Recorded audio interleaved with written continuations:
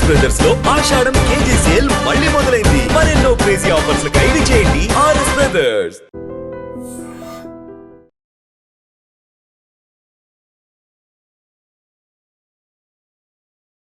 Omelette మాడిందని భార్యాభర్తల మధ్య గొడవ స్టార్ట్ అయింది. ఇద్దరు మాట అనుకున్నారు. ఆ తగాదా కాస్త పెరగటంతో ఆమె పుట్టింటికి అలిగి వెళ్ళిపోయింది. దీంతో భర్త మనస్తాపానికి గురై పురుగుల మందు తాగి ఆత్మహత్య చేసుకున్నాడు. పార్వతీపురం మన్యం జిల్లా రామభద్రాపురంలోని మిట్టి వలసలో ఈ ఘటన చోటు చేసుకుంది. ఒక్కటే ఏంటంటే చాలా వింతగాను, వినటానికి ఆశ్చర్యంగాను, ఆ పిల్లల్ని చూస్తే చాలా బాధగాను అనిపిస్తోంది. అసలు చిన్న చిన్న గొడవలకి ఇంతగా ఎందుకు ఆలోచిస్తున్నారు, ఎందుకు అగ్రెసివ్గా వెళ్తున్నారు, ఇంత కఠినమైన నిర్ణయాలు ఎందుకు తీసుకుంటున్నారు? ఇక్కడ పెద్ద గొడవలు కూడా కాదు, జస్ట్ ఆమ్లెట్ మాడింది, ఆయన వచ్చి అడిగినా లేకపోతే కారణం ఎవరు కూడా భార్య మంచిగా టేస్టీగా ఫుడ్ పెట్టాలనే భర్తకు అనుకుంటూ ఉంటుంది. కావాలని ఎవరు మార్చరు. ఒకవేళ ఫోన్ రావచ్చు, ఏదో మాటల్లో కావచ్చు, ఇంకేదైనా పనిలో పడి ఉండొచ్చు. సో ఇవి కూడా అర్థం చేసుకునే కారణాలే, మరి అంత అర్థం చేసుకోలేనంత కారణాలు కూడా కాదు. కానీ ఆ ఆమ్లెట్ కోసం ఇద్దరు గొడవ పడ్డారు. అక్కడితో ఆమె అలిగి వెళ్ళిపోవటం, ఇతను ఆత్మహత్య చేసుకోవటం. ఇక్కడ సాలూరు పట్టణానికి చెందినటువంటి పాలవలస రాజశేఖర్, తనకి 24 years, ఆమెకు ఆదిలక్ష్మి అనే భార్యతో పాటు పాప బాబు కూడా ఉన్నారు. ఇద్దరు ఈ ఆమ్లెట్ కోసమే గొడవ పడ్డారు. గుడ్డు ఆమ్లెట్ మాడిపోయింది ఎందుకు అని గొడవ. ఈయన క్వశ్చన్ చేశాడు, ఆమె ఏదో ఆన్సర్ చెప్పే ప్రయత్నం, ఇద్దరి మధ్య మాట పెరిగింది. ఆమె ఇమీడియట్గా అక్కడితో అది సద్దుమణిగే ప్రయత్నంలో భార్యాభర్తలు ఇద్దరిలో ఎవరో ఒకరు ఒక స్టెప్ తీసుకోవాలి. ఎందుకంటే ఫ్యామిలీ ఉంది, పిల్లలు ఉన్నారు, వాళ్ళ కోసం ఆలోచించాల్సిన బాధ్యత భార్యకు ఉంటుంది, భర్తకి ఉంటుంది. అసలు మనం గొడవ పడుతున్నది ఆమ్లెట్ కోసం అని ఆలోచన ఆగితే వస్తే కనుక అక్కడితోనే వాళ్ళు ఆగిపోతారు. కానీ ఎంతకు తెగిస్తున్నారు, ఎంత ఆలోచన, ఎంత అంటే కోపాన్ని ఎలా పెంచుకుంటున్నారంటే నువ్వెంత నేనెంత అంటూ మాట పెరుగుతుంది. అది కాస్త గొడవకు దారి తీస్తోంది. అక్కడితో నాకు నా ఫ్యామిలీ ఉంది, నీకేనేంటి నాకు ఉంది అనుకుని వీళ్ళు అనుకుంటున్నారు. మరి పిల్లల పరిస్థితి ఏంటి? ఇక్కడ రాజశేఖర్, ఆదిలక్ష్మికి పాప బాబు ఉన్నారు. కనీసం పిల్లల కోసమైనా ఆలోచించి మన కుటుంబాన్ని హ్యాపీగా లీడ్ చేసుకోవాలి, ఉన్నంతలో హ్యాపీగా బతకాలి అనే ఆలోచన లేకుండా ఒక గుడ్ ఆమ్లెట్ కోసం వాళ్ళు గొడవ పట్టడం. ఇతనేమో భార్య అలిగి వెళ్ళిపోయింది పుట్టింటికి అని చెప్పేసి మనస్తాపానికి చెంది అదే రామభద్రాపురంలోని మిత్తివలసకు వచ్చి అక్కడ పురుగుల మందు తాగి ఆత్మహత్య చేసుకున్నాడు. ఈ విషయాన్ని స్నేహితులకు కూడా కాల్ చేసి చెప్పాడు. ఇతను సబ్బవరంలోని వెదురు సంబంధించినటువంటి వర్క్స్ చేస్తూ ఉంటాడు. అలానే ప్రైవేట్ వర్క్స్గా మందుగుండు సామాగ్రిలో కూడా పనిచేస్తూ ఉంటాడట. మొత్తానికి అంతో కొంత కుటుంబాన్ని పోషించుకునేందుకు కష్టపడుతున్నటువంటి వ్యక్తి. కానీ అంత కష్టపడుతున్నారు, కుటుంబ బాధ్యతలు తెలిసిన వాళ్ళు ఎందుకు అంటే మన రెస్పాన్సిబిలిటీస్ ఏంటి, భార్యాభర్తలు ఎలా ఉంటే ఆ ఇంపాక్ట్ పిల్లల మీద పడుతుందనే ఆలోచన ఎందుకు చేయలేకపోతున్నారు?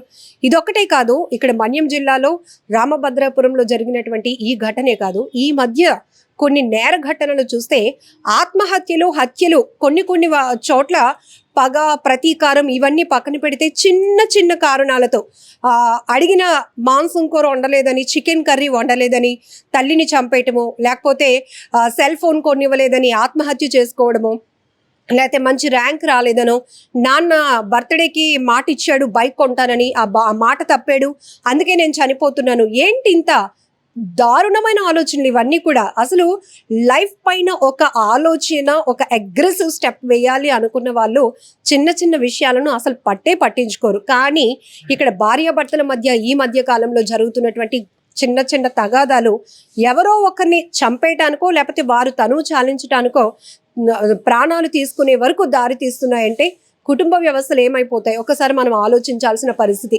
ఇక్కడ ఆమె అలిగి వెళ్ళిపోయింది, భర్త తిట్టాడని, అలాగే గొడవ పడ్డాను, తను అలిగి భార్య పుట్టింటికి వెళ్ళిపోయిందని. మరి ఇద్దరు పిల్లలు పాప బాబు పరిస్థితి ఏంటి?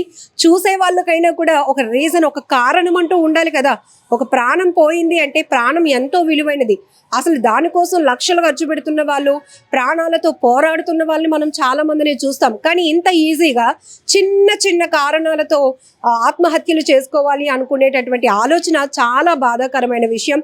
ఇక్కడ పోలీసులు కూడా అదే చెప్తా ఉన్నారు. మీకు ఎలాంటి సమస్య ఉంటే కనుక కూర్చొని మాట్లాడుకుని దాన్ని సాల్వ్ చేసుకునే పరిస్థితులకు వెళ్ళండి. అంతేగాని అగ్రెసివ్గా వెళ్ళిపోయి ఆలోచనలు కఠినంగా తీసుకొని కుటుంబాలు ఏమైపోతాయి అని కనీస ఆలోచన కూడా లేకుండా ఇలా ఆత్మహత్యలు చేసుకోవడం, హత్యలు చేయటం అనేది చాలా చాలా దారుణాతి దారుణం. ఈ ఘటన ఇప్పుడు ఈ మధ్య సోషల్ మీడియాలో ఎక్కడ ఏం జరుగుతున్నా కూడా ఇమ్మీడియట్ గా క్షణాల్లో వైరల్ అయిపోతోంది.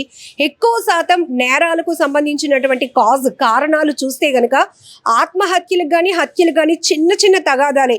మొన్న ఇదే మన్యం జిల్లాలో మా అమ్మాయి వెంట పడొద్దు అని అన్నందుకు ఆ కుటుంబ సభ్యుల మీద ఆ వ్యక్తి పగ పెంచుకున్నాడు. ఆ యువతి అంటే ఎవరైతే ఈ అబ్బాయి ప్రేమిస్తున్నటువంటి యువతికి బావ వరస అయినటువంటి వ్యక్తిని కత్తితో పొడిచి అతను దారుణంగా చంపేశాడు.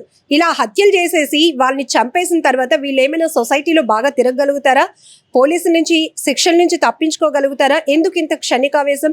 ఒకసారి దీనిపైన పూర్తి స్థాయిలో మనం విశ్లేషించుకుంటే చాలా పెద్ద సబ్జెక్టే. కానీ ఈ మధ్య కాలంలో ప్రతి ఒక్కరిలో తీవ్రమైన ఒత్తిడి పెరుగుతోంది. ఆలోచన శక్తి కోల్పోతున్నారు, విచక్షణ కోల్పోయి ఎలాంటి నిర్ణయాలు తీసుకుంటున్నారంటే ఎంత ఈజీగా మనుషుల ప్రాణాలు తీయటానికి, వాళ్ళ ప్రాణాలు తీసుకోవడానికి కూడా వెనకడుగు వేయటం లేదంటే చాలా చాలా దురదృష్టకరమైనటువంటి సంఘటనలు. ఇప్పుడు ఆ పిల్లల్ని చూసి ఆ కుటుంబ సభ్యులు రోధిస్తున్న తీరు చాలా బాధాకరం. ఇప్పుడు ఎంత మనం ఏడ్చినా పోగొట్టుకున్న వ్యక్తిని తీసుకురాలేం. అలాగనే ప్రాణాలు తీసుకుంటున్న వాళ్ళ కారణాలు కూడా వింటుంటే చాలా వింతగాను ఆశ్చర్యంగాను కూడా అనిపిస్తోంది. ఈవెన్ 24 ఏళ్ల వయసులో అతను భార్య పిల్లల్ని అంత బాధ్యతగా చూసుకుంటున్నప్పుడు చిన్న చిన్న కారణాలకి అడ్జస్ట్ అయిపోయి ముందుకు వెళ్ళాలి అనే ఆలోచన.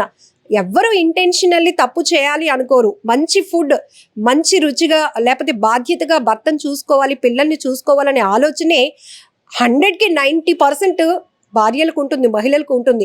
ఒకవేళ ఏదో ఆది పరాకునో లేకపోతే ఏదో పనిలో పడో లేకపోతే పిల్లల విషయమో ఏదో ఒకటి ఒక్కొక్క రోజు వంట మాడొచ్చు, కానీ అక్కడ అడ్జస్ట్ అవుతారు నా భర్త అనే ఆలోచనతోనే తను వడ్డించగలుగుతుంది. కానీ అది పెడితే నా భర్త సాడిస్ట్ లా ప్రవర్తిస్తారు అనే ఆలోచన ఉంటే ఆఖరికి ఇంకొక కూర ప్రిపేర్ చేయడానికి. అంటే ఇదంతా ఎందుకు చెప్తున్నానంటే చిన్న కారణం, చిన్న విషయం ఆయన కూడా అర్థం చేసుకొని ఉండుంటే గనక ఇద్దరి మధ్య గొడవ జరిగేది కాదు, ఇతను ఆత్మహత్య చేసుకునే పరిస్థితి కూడా వచ్చుండేది కాదు. ఈ ఘటనపై మీరేమంటారో కామెంట్ బాక్స్ లో మెన్షన్ చేయండి. నిజంగా ప్రస్తుతం ఉన్నటువంటి సమాజం దేనికి ప్రయారిటీ ఇస్తుంది? ఆర్థిక సంబంధాల చుట్టూ మాత్రమే తిరుగుతుంది. మళ్ళీ ఎన్నికలంగానే చాలా విరక్తి కలుగుతాను. మంచి అనిపిస్తుంది కదా, లేడీస్ కూడా ఛాలెంజింగ్ జాబ్స్ చేసినప్పుడు చాలా బాగుంటది. ఫుడ్ డెలివరీ ఇవ్వటానికి వెళ్ళినటువంటి డెలివరీ బాయ్ అనిల్ పై కళ్ళ ముందు